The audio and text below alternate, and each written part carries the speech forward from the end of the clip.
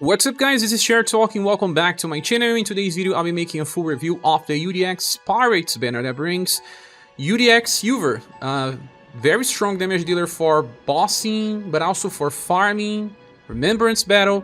Then we have Laura, that is actually a boss damage dealer with a lot of RNG mechanics, and Tirpitz, a platinum style that was made for a very specific remembrance fight.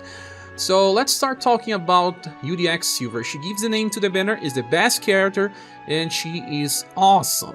We already have GLEX Silver, and she is amazing as well.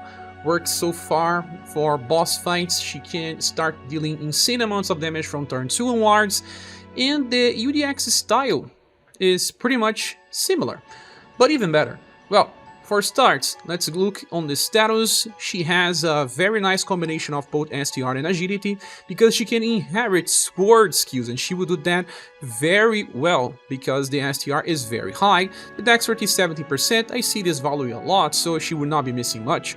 And she does have less endurance than the GLEX style, as you can see here, but she has a little higher will. So in the end, one thing wins against the another, but it's pretty much similar.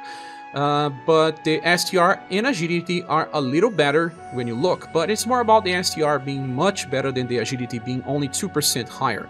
The other status don't matter much, so you should not care too much. Now, let's talk about the passives. This Silver has Dragon Heart. When attacked, damage will be reduced by 30%. This was added in global and makes her much better than JP. Then, on the start of battle, she grants herself a chase called Frost 11 and loses 2 LP as recoil damage. We'll talk more about this in a few. Then, Strengthened Practice 2, when she lands an attack, she recovers 1 BP. Remember, this is also very important. She starts the fight with 12 BP, so she can use all of her best attacks from past styles. And then High Protect Tension, that increases her damage output by 20%, and when attacked, damage taken will be reduced by 30. So she has 2 damage reduction passives, minus 30 and then minus 30 again. She will not take much damage, and the good thing is that even when her endurance is kinda low, when you bring Silver, you can bring Matriarch with Pin of Victory that buffs STR, Agility, Intelligence, and also Endurance. So she will be fixed if you have both.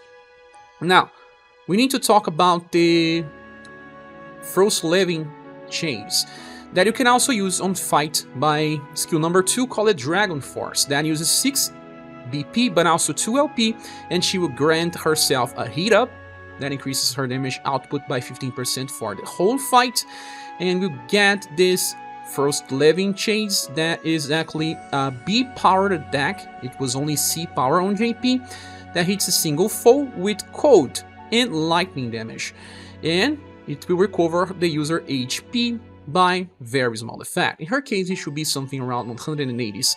So by this, since it starts the fight with 1 chase, she has 20% increase in damage plus 15. Only 35% increase in damage on the start of a fight. Remember that she will always chase her attacks when farming, so the damage will be good. Now, the first skill is called Lightning Fist. It's a free skill that deals blunt and lightning damage with deep power and 10 mod. So it's pretty nice. It's stronger than a normal attack, and when you see the GLEX style, it's just the same with different elements. Now, the third is called SaGa Roaring Dragon Kick for 12 BP, so she can start the fight with this. You have a blunt and cold attack that before attacking, she grants herself a morale up extreme that lasts for 1 turn. This will increase her damage potential by 50%. So, it fixes her lower damage passives. She already has 35%. When she uses this morale up, she goes to 85%. And when she uses 2 Dragon Force, she goes to 100% damage passives. When she uses SaGa Roaring Dragon Kick, the chase attacks will also benefit from the morale up extreme. That means that she will do good damage, and the follow-up attacks have probably the same amount of damage as the GLEX style Dragon Flame Blast. In that case, it's Sun and Heat chase. So Global X is primarily a sun damage dealer because it appears on the opener and on the chaser. Now, the UDX style is a mainly cold damage dealer because it appears on the opener but also on the chase. You can still use her for blunt if you want, but in the end, she will really shine when she hits the same elements twice. Some enemies may also be weak to one element, but then the another. The overall damage will still beat many damage dealers because of, chase mechanics being very overpowered. But you can actually do something else. Instead of using Dragon Force, you can inherit the Auspicious Dragon skill and get a second chase that will be Dragon Flame Blast. Why? Because this will give her a defense up of large effect, decreasing damage by another 15%. You do lose the heat up 15%, that means that her damage output will be 85%, but she will have minus 30, and then minus 15% damage taken. That is better balanced. It will be the best way to go for remembrance, because the enemies are always weak to all elementals. But for boss fights, you should check if the weaknesses match. You need to do at least neutral damage with the second chase attack for it to matter. But there's yet another thing that makes sense. Let's check one thing about the UDX style. She gets this BP when she attacks, and this was changed in global. On JP, she only gets 1 BP on the end of the turn. Now, when she opens the fight, she has 1 chase and attacks once with the selected skill. She will always recover at least 5, right? Then, if you choose the Auspicious Dragon Inheritance, this skill has a plus 1 BP. That means she will recover 7 BP per turn. That's right. Starting from turn 2 already, she will recover 7 BP per turn. If you choose to use Dragon Force to keep the same chase, then you will still get at least 6 BP per turn. It's better than the Global X style that could only reach 5 BP per turn because she doesn't have BP plus as passive. It was tied to the chase attack, while the UDX style has the heal on the chase. So in the end, they are very similar, but both are good. When you look on the Global X style, you have sun damage, and when you look on the UDX style, you have cold damage. One just complements the another without really competing directly. I think it's nice to have a character that works for different types of damage because you don't need to train a different one. You can just use Silver for many different setups. And the Global X style still has something going for her. Growling Tiger Roaring Dragon may not do as much damage because of the lack of morale up, but it grants herself a damage block that will negate 1 hit when it has it activated. So it may be useful, but I have to say that I prefer the double defense passives or even triple if you are inheriting, like I said, Auspicious Dragon. So in the end, the definitive version of Silver right now, in my opinion, is the UDX. She is better than Global X. And if you don't have Global X, summoning for the Silver is already a lot of value because you can use the Halloween style if you have and inherit the chase attacks of any of these versions and use it on Remembrance to make the Greatsword fights much easier. She is a very strong damage dealer there. And also there will be something in the future. There is this attack called Vandalize that will be amplified in the future to become 3 hits of B power. With the usage of a Remembrance Greatsword, it just does insane damage, breaking through the 4S power by the cost of only 11 BP. This Amplify option is pretty close to be released in 2 months at max, and makes her a double slash damage dealer. If you are getting 6, you can still use Vandalize at least once every 2 turns. That's the same case with the Solar Roaring Dragon Kick. She will be capable of using this every 2 turns. Very strong damage. Then there is the Summer style. In JP, they actually used this one because of Exhale to get this Cold and Lightning damage boost. But now, since she gets BP by attacking as well, I don't think that Exhale really matters. You can now also amplify Storm Roar to become Storm Roar Plus, and this is Cold and Lightning full AoE with S power. She can only use it once because she would not have enough LP, but she can open a fight with Storm Roar and then use Chase in the second turn to help against a boss fight in farming scenarios, like when you have the first wave with minions and the boss on the second wave. But then this attack here can also be now inherited for the Halloween style, and she can use this 2 times in a row if she kills a target. It will be very useful for Final Island, but for some events as well. So you will now have plenty of different utility for Silver, especially if you have the Halloween, the Global X, and the UDX style. But here comes an important question. If you have the Global X style, do you really need the UDX one? In fact, you don't. The reason is just that, well, Global X style is mainly a sun nuker, and many bosses are weak to sun damage.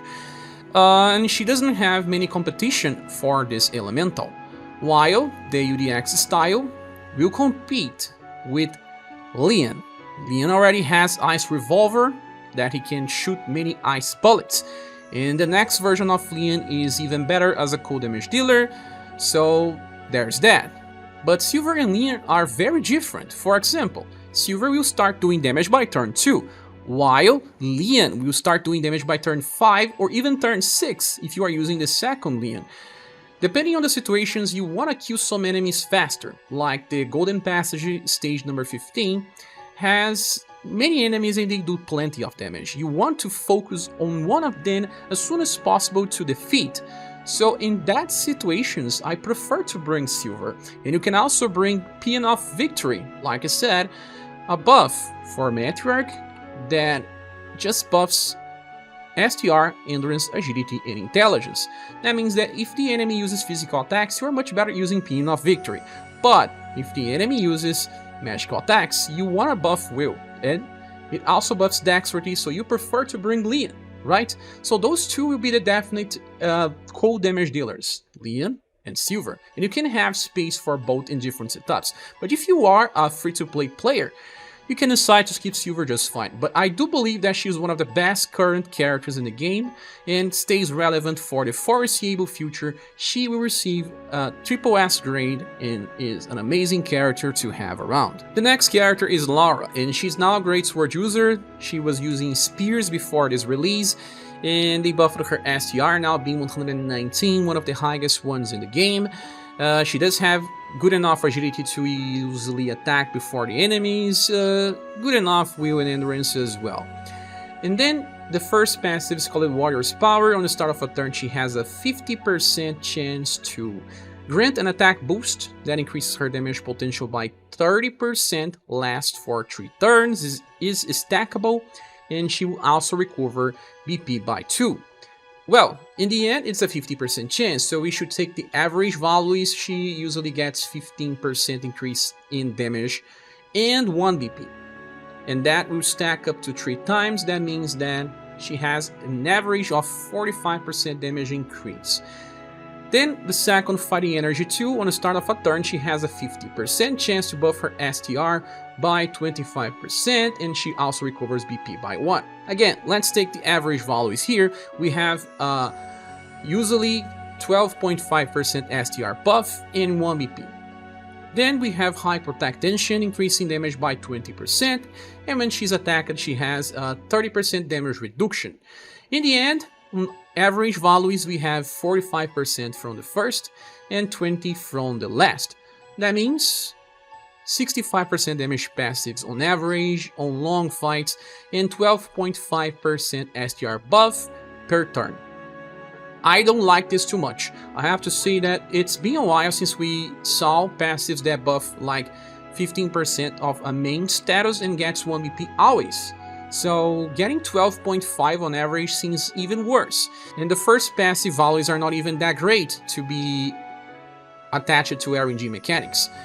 Now for skills, the first is called Healing Blade. It's free and it deals E power and has a HP recover by very small effect, should be around 170s, and you are only going to use this when you don't have enough BP to nuke. She has two types of nukes. The first one is not that strong, it's called Sea Wolf Fangs. It's a double S power attack with slash and pierce damage, but it has a 50% chance to recover 4 BP.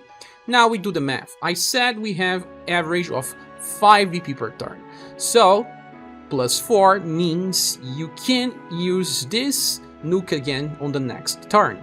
But it's only double S power with a character that does not have insane amounts of damage. So it's strong, I cannot say it's not, and half of the time you get enough BP to nuke again. Then the third attack is much better, but comes with a bigger price. 13 BP for a 4S attack. She loses the pierce, it's only slash. And she has now a 37% chance to get 6 BP back. Well, 6 BP is not enough because you usually get 5 plus 6 means 11. And she needs 13, right? That means that on average you will be using Healing Blade, Rex's Slash, Healing Blade, Rex's Slash, when you consider all chances to get BP back. I don't really like this setup. It's strong. Sometimes it will do more than average damage because you got that very good luck of triggering all the effects on the same turn, but it's unreliable, and that's not something we like when fighting against hard challenges. Sometimes there may be a challenge where you can reset the fight till you can kill one enemy in 2 or 3 turns. Yeah, but do you really want to do that? I don't. So I think that she loses a lot of utility by relying too much, and it's just too similar to that Ellen release. Her martial arts style relies on RNG on the same ways, to get PP and to increase damage. Well, when you want to bring her for a fight, she cannot even start with her nuke attack. You have to open with Sea Wolf Fangs, see if you get PP back, and then after that you can just, I don't know, use Healing Blade till you have enough for Reckless Slash, or just cycle Sea Wolf Fangs and Healing Blade. So, well, I guess this is very limited. Although you can get many good RNG and use these strong attacks many times in a row, I don't think that the final damage will be strong enough to keep the character relevant for the foreseeable future. For farming, she's also very restricted. You cannot use Reckless Slash on turn 1, so she will be more of a turn 2 damage dealer, and we already have many options and they are much better, like the newest version of Albert will outclass her easily. She can also be used as a counter specialist if you have her past limited style with Rainbow Reflect. This is an evasive counter stance attack with 7 BP cost. Like I said, she usually gets 5 BP per turn, so she counters with B power and recovers her HP every time she attacks. Well, it's not stronger than Urpina, and if you have the second Global X Urpina with Torrent inherited, you can even check this out, she will be much better, because look, Torrent is a 10 BP attack that deals damage and then enters the evasive stance and she counters. And if you have the second Global X, she gets BP every time she attacks, so she can recover BP faster in order to counter and do more damage. She also applies defense down, meaning that each hit will do more damage over turns. So I don't think that it's a very good strategy, but if you have, it can work.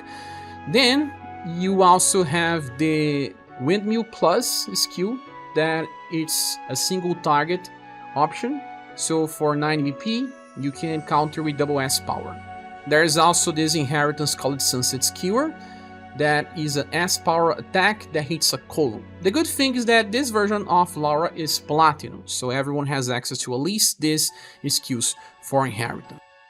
Sadly, I don't see much utility on this version of Laura, and it's super easy to skip. We'll get stronger damage dealers and they will stay relevant for much more time than Laura. That's why I think she only deserves a plain double S grade, and will be easily forgotten as time goes on.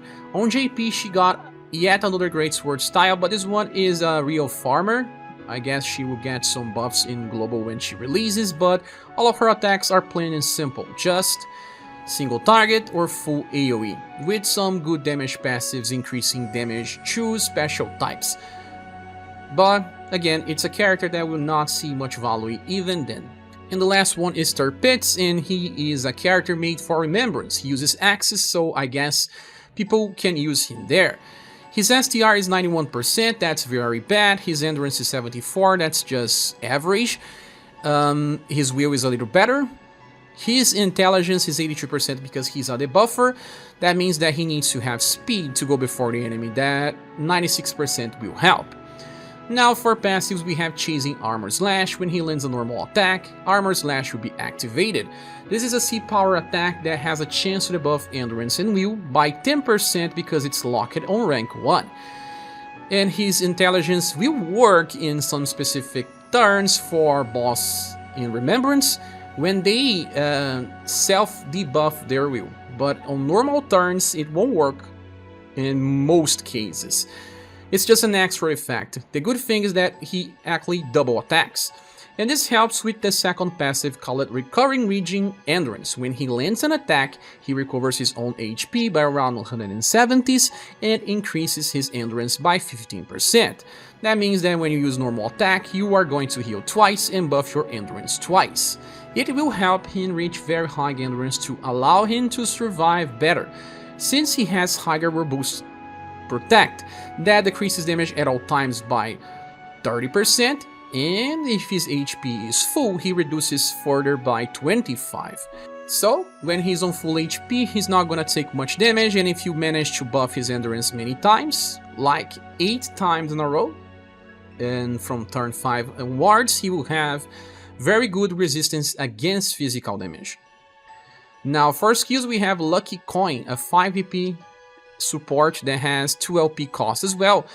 That is fast and grants him an evasion stance that lasts for 2 turns. That means that he will not take any damage by 2 turns. You use this on turn 1, then you use a normal attack, and then you use this again on turn 3, and then you use a normal attack. It can work in some specific situations, but it was actually designed for the Wuhan Remembrance, where the bosses will try to instant kill you on turn 3. So you wait till that moment, you use Lucky Coin, place him on a formation that draws aggro, and he will not be instant killed, he will just evade. So he helps. You can also just try to confuse one of those enemies on the Wuhan Remembrance battle because the second skill, Tomahawk Cannonball, is a single target attack with slash and blunt that has a medium chance to confuse. It's enough to confuse those enemies even with 83 intelligence because they self-debuff their resistance. So you can apply this to one of them, and then you have a better chance to evade the next turn, since it's only one enemy trying to attack you. Remember that the increased aggro does not guarantee that they will attack this character, so having to deal with just one of them is actually good. The third attack is called Hyper Hammer, and it's an APP skill with double S power and 53 mod. The mod is pretty close to triple S, but it doesn't do much damage. It has a chance to debuff agility by 20%. It doesn't really matter much as well, but you can use this on Overdrive, and you think that he's pretty close to killing a boss. And on Overdrive, you cannot use normal attack because then he is removed from the combo. So that's why this skill exists.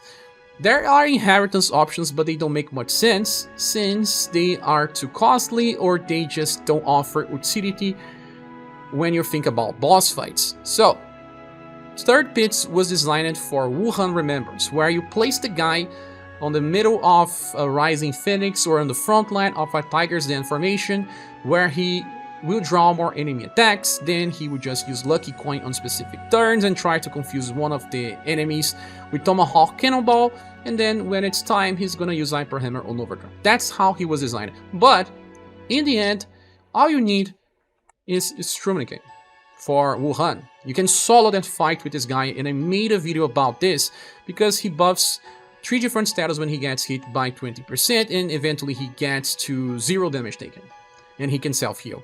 So, in JP, he could not self-heal, that's why they designed Tirpitz to just help in Remembrance. Maybe he will be useful in the future, I don't know. I don't know about the next Remembrance battles. If you get him, you can train. Well, I'm sure some people may find utility for the guy, like you can start the fight with a normal attack, for example, then use lucky coin, then normal attack, lucky coin, normal attack. You get 5 turns of resistance. Maybe that will allow you to use other characters to kill a specific boss that usually just single targets attack and chooses him. Still, I think he's too limited in his own design. He's only gonna take an SS- grade in our tier list. Now back to the banner image. Is this banner worth summoning for? In my opinion, yes, but you have to understand that this banner is a bait. We are going to get into anniversary pretty soon, but I do believe that silver is really strong. So I'm gonna give this banner a silver award and recommend pulling here if you don't have the Global Axe silver. If you already have her, you can skip this one and summon for the next Leon, since he will be a very strong cold damage dealer. But if you have enough gems, it's okay to pull and get the full power of silver. I think that the banner will also have off-banner UDXs. We just don't know up to which banner they will take. So it adds a little more value because you can pity some specific UDXs like Erpina and others. With all that said, this is my opinion. What is yours? Please say here on the comment section. Thank you so much for watching. Please subscribe if you still haven't, and if you want to support the channel, there are links on the description of the video. Hope to see you soon in the next video or live stream. Bye.